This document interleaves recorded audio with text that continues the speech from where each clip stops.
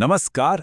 आज हम एक बहुत ही रोमांचक सफर पर निकलने वाले हैं। एक ऐसा सफर जो हमें हजारों साल पीछे प्राचीन भारत की जड़ों तक ले जाएगा। ये कहानी है हमारे पूर्वजों की कि कैसे उन्होंने शिकार करने से लेकर बड़े बड़े शहर बसाने तक का रास्ता तय किया और कैसे नए नए विचारों ने इस पूरे उपमहाद्वीप को एक नया आकार दिया। तो चलिए इस कहानी की शुरुआत एक पहेली से करते हैं। हम सब अपने देश के लिए दो नाम इस्तेमाल करते हैं, भारत और इंडिया। पर क्या हमने कभी सोचा है कि ये नाम आए कहां से? इनके पीछे की कहानी क्या है? देखिए, ये बड़ा दिलचस्प है ना? दोनों नामों की जड़ें बिल्कुल अलग अलग हैं। एक नाम भारत हमारी अपनी धरती से, एक प्राचीन जनजाति भरत से जुड़ा है जिसका जिक्र हमें ऋग्वेद तक में मिलता है। और दूसरा नाम इंडिया दुनिया से मिला है। ये सिंधु नदी से आया जिसे फारसियों ने हिंदू कहा क्योंकि वो सा को ह बोलते थे, और फिर यूनानियों ने उसे इंडोज बना दिया। तो इस सफर में हमारे पड़ाव क्या क्या होंगे? सबसे पहले हम जानेंगे कि हम अपने अतीत के बारे में जानते कैसे हैं। फिर हम देखेंगे कि कैसे शिकारियों ने खेती करना शुरू किया और पहले शहर बसाएं। उसके बाद हम विचारों की दुनिया में उतरेंगे, भारत के पहले महान साम्राज्य की कहानी जानेंगे और आखिर में उस दौर की बात करेंगे जिसे भारत का सांस्कृतिक स्वर्ण युग कहा जाता है। चलिए पहले पड़ाव पर उतरते हैं।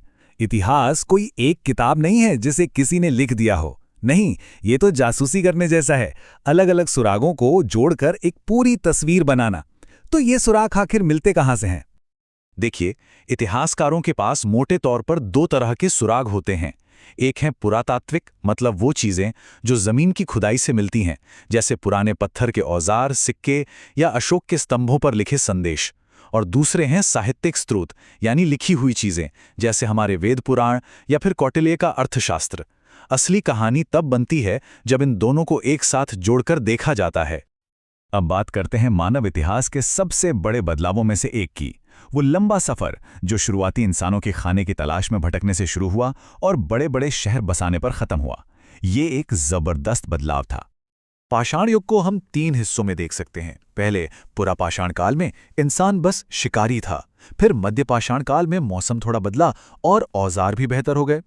लेकिन असली क्रांति, असली गेम चेंजर था नवपाषाण काल, जब इंसान ने खेती करना और एक जगह बसना सीख लिया। यहीं से समाज की, गांव की और एक नई दुनिया की नींव पड़ी। और इसी नींव पर खड़ी हुई एक ऐसी सभ्यता जो अपने वक्त से मीलों आगे थी, सिंधु घाटी सभ्यता। ये दुनिया की पहली महान शहरी सभ्यताओं में से एक थी। तो क्या चीज थी जो इसे इतना खास बनाती थी? पहली बात तो इनके शहरों की प्लानिंग। सड़कें एक दूसरे को समकोण पर काटती थीं और इनका ड्रेनेज सिस्टम तो आज के इंजीनियरों को भी हैरान कर देता है। ये लोग मेसोपोटामिया जैसी दूर की सभ्यताओं से व्यापार करते थे और इनकी कला, वो डांसिंग गर्ल की छोटी सी मूर्ति आज भी जिंदा लगती है। लेकिन इस जबरदस्त सभ्यता की एक सबसे बड़ी पहेली भी है, और वो है इनकी लिखावट। हमें इनकी मोहरों पर बहुत से निशान मिले हैं, पर आज तक कोई भी ये समझ नहीं पाया कि उनका मतलब क्या है। सोचिए, वे क्या कहना चाहते थे? ये राज आज भी दफन है। शहरों से अब हम विचारों की दुनिया में चलते हैं। सिंधु घाटी के पतन के बाद भारत में एक नए दौर की शुरुआत हुई, जिसे हम वैदिक युग कहते हैं।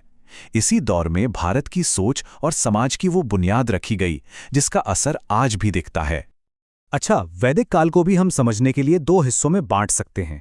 शुरुआती दौर में समाज कबीलों में बटा था और वर्ण व्यवस्था कर्म पर आधारित थी, मतलब काफी लचीली।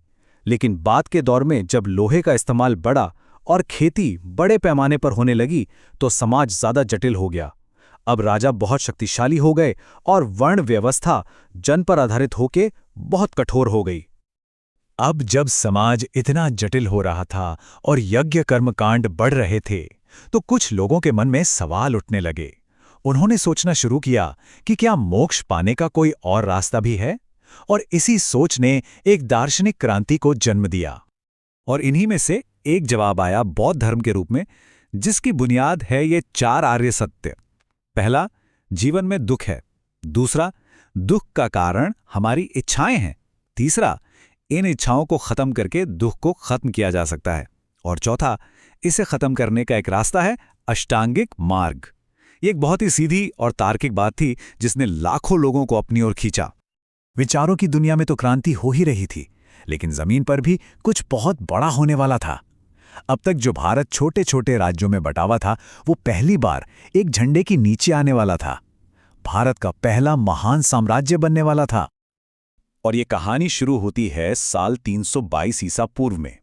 एक नौजवान चंद्रगुप्त मौर्य और उसके पीछे एक दिमाग चाणक्य, इन दोनों ने मिलकर नंद वंश को हराया और पाटलिपुत्र पर कब्जा करके मौर्य साम्राज्य की नींव रखी।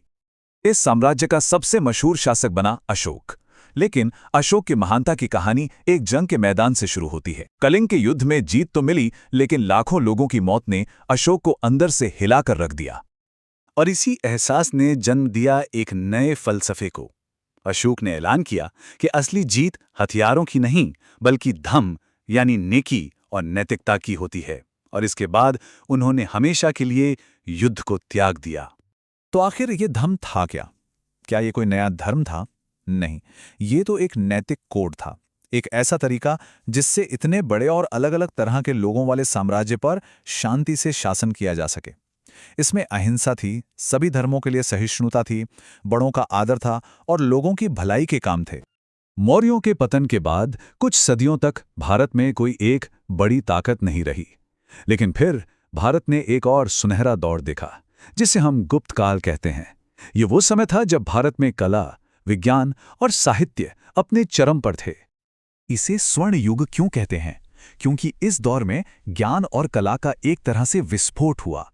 विज्ञान हो, साहित्य हो, कला हो, शिक्षा हो या धातु विज्ञान, हर क्षेत्र में भारत दुनिया को राह दिखा रहा था।